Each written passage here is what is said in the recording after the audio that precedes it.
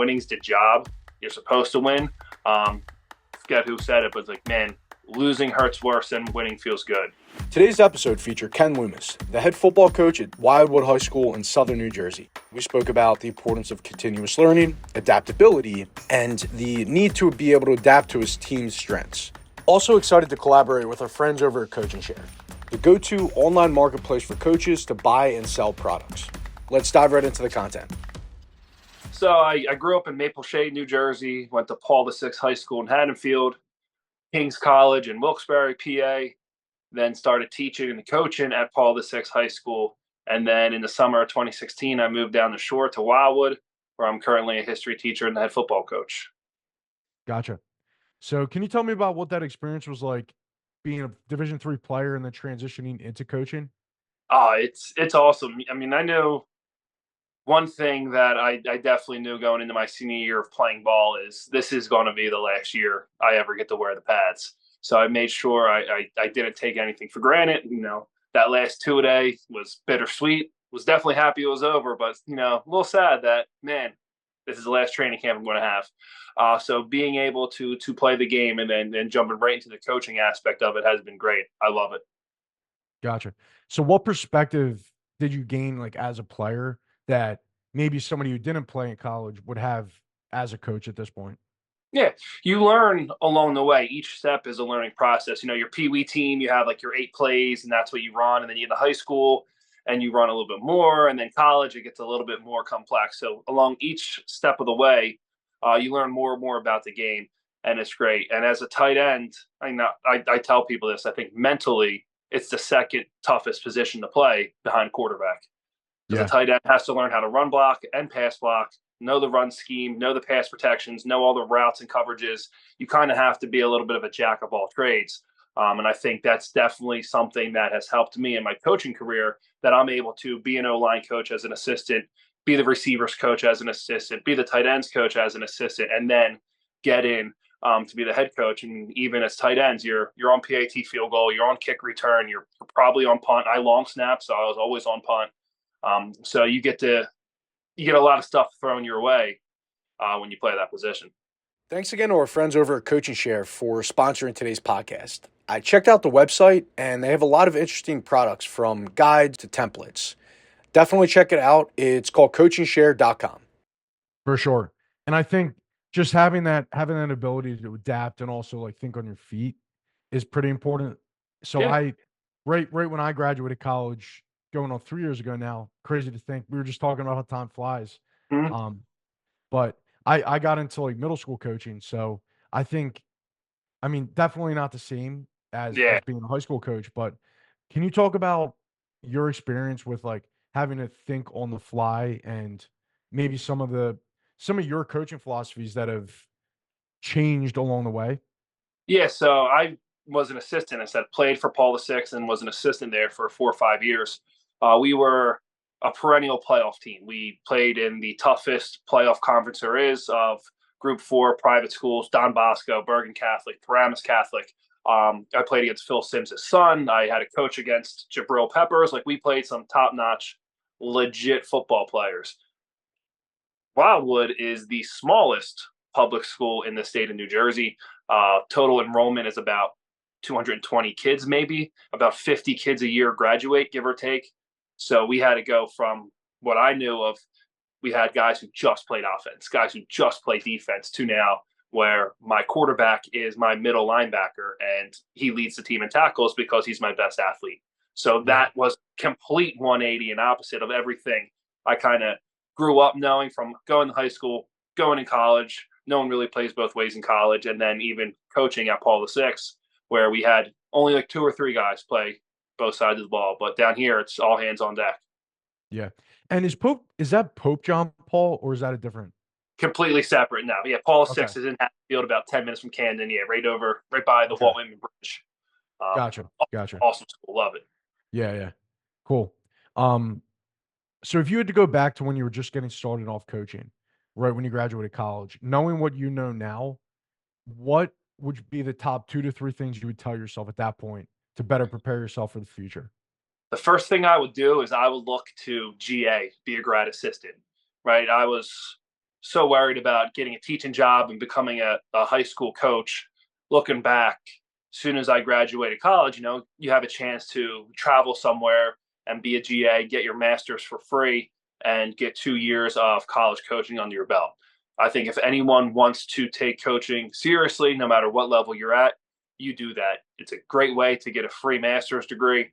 And it's also a great way just to learn more about the coaching side, because your coaches will tell you stuff in meetings and in the film room and on the field. But being in the offices every day, learning how to properly break down film and write up scouting reports, all that stuff to learn from them firsthand is definitely something that I wish I was able to do when I was 22, 23 years old. So that's definitely the first one for sure. Okay. And I would Gotcha. say probably the second one would be just, man, dive in. Whatever you don't know or you want to learn, go learn it, right? We live in this internet age, man, everything's at your fingertips. So if you want to learn best zone blockings or how the best way to run duo, about what fronts and all that stuff, man, you could just YouTube, there's coaching clinics all over the place. The information's out there. Definitely. So anything else that you think would be important for like a young guy to know? You obviously want to coach what you know, but you don't want to force your system down players' throats if that system doesn't apply to you, right? Like what we run in Wildwood is not an offense I ever ran ever in my football experience, but we're often outsized, outmanned, and undersized. So we're not going to be able to go power I, run the ball down your throat. Just not going to happen. We don't have the guys for that. So we're a spread, triple option, RPO type of team, because that's what gives our athletes the best chance to win, is getting them in space, right? Third and short, I'm not calling, the tush push or quarterback sneak. I might have to run, a 2-man beater and a 3-man beater on the other ends. Like I might have to go empty just to spread them out because my quarterback's my best athlete. Hey, man, quarterback draw, find the lane and go. So you want to be able to make sure you coach up your guys to the best ability to win, but you also don't want to be like, I never tried the triple option wing T before. Let's try to learn that and run that. Like you got to have a good balance of doing what's best for your team, but also you need to know what you're doing. Right. For sure. And I think just like what you were saying, maybe taking that one step further. I talked to a lot of coaches, especially at the college level, that maybe they play on the offensive side of the ball, but once they get to coaching, they might have to learn how to be a defensive coach. Yep. So it's all about, and in hindsight, a lot of those guys, they always think that makes them a better, well-rounded coach. And I think definitely does. What you were just saying right there, I mean, that definitely applies. Yeah, it definitely does. If you could, if you're an offense, like I was a tight end, man, but if I could sit in on the linebacker meeting, like, all right, cool. I'm looking at it from their perspective. And I noticed, like, okay, this is what they do. This is their process. Hey, man, linebackers, this is your read. So maybe you could work that in to your route concepts, to your play design. So it always works to know and helps to know what the opponent is doing. So if you're cross trained and both, man, the sky's the limit for you. I think like John Harbaugh, Baltimore Ravens, man, he did offense, he did defense, he did some special teams. Like he is a very well-rounded coach, and he's had one of the most successful teams in the last 15 years or so. Every year, Baltimore's there to compete, and they're consistent. Yeah. Yep, they're always good. Always. Yeah, I'm trying to think who are some other guys too. Like I know there's a bunch of guys in like the Andy Reid coaching tree that have jumped around at different positions, and you always hop in. And that's why Andy's so great, man. He's very collaborative with his coaching staff, and he's not afraid to ask someone for their opinion, or if someone has an idea, he lets it run by you. So when you get up to be the head coach, if someone's like, Coach, man, we should try this. All right, let's try it. Draw it up for me. You tell me what it is you want to do and why you want to do it, and we'll talk. Fiddle around with it in meetings. We'll draw some plays up. We'll try it on the practice field, and we'll see what we can do and if it's going to benefit us. And I think that's great for every coach to do. Sit on every meeting you can. As a high school coach, go to your local college. Like, hey, Coach, man, I love to just sit in on some practices in August, or be on the sideline for a game, or listen to this, and just try to expand your knowledge as much as possible. Don't be afraid of nothing. Try everything. Yeah, and you have a lot of great smaller schools down there, like Rowan University.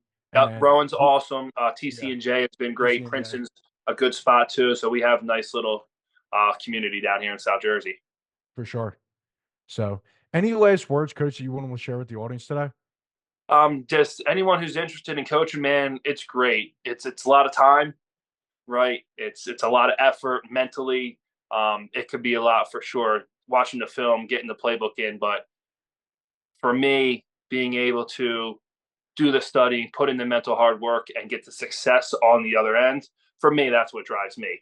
I don't really care about winning. I care about, not losing. I want to make sure that I can do the best to set up the team so that I know we can get out there and win. Winning's the job. You're supposed to win.